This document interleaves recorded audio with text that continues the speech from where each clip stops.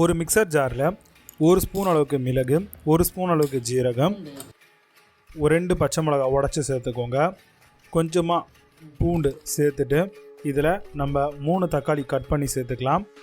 இப்போ இதை நல்லா நம்ம க்ளோஸ் பண்ணிவிட்டு பேஸ்ட்டாக அரைச்சி எடுத்துக்கோங்க. இப்போ ஒரு பவுலில் நம்ம ஒரு அரை கப் அளவுக்கு புளி தண்ணி ஊற்றிக்கலாம்.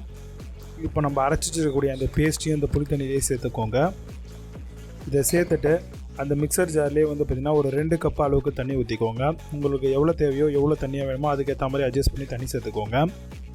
சேர்த்துட்டு ஒரு ஃபுல் ஸ்பூன் அளவுக்கு இருக்கிற மாதிரி பெருங்காயத்தூள் சேர்த்துக்கோங்க.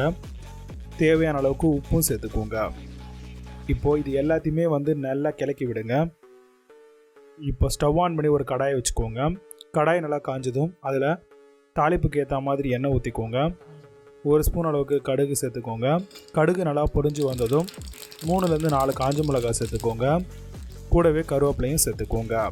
இது எல்லாமே நல்லா பொரிஞ்சு வரட்டும்னு வெயிட் பண்ணுங்கள். இப்போது நம்ம அரைச்சி மிக்ஸ் பண்ணி வச்சுருந்த அந்த ரசத்தை அப்படியே அந்த தாளிப்பில் ஊற்றிக்கோங்க. ஊற்றிட்டு இதை பார்த்திங்க அப்படின்னா நல்லா மேலே நுர கட்டுற அளவுக்கு இது நல்லா கொதி வரணும்.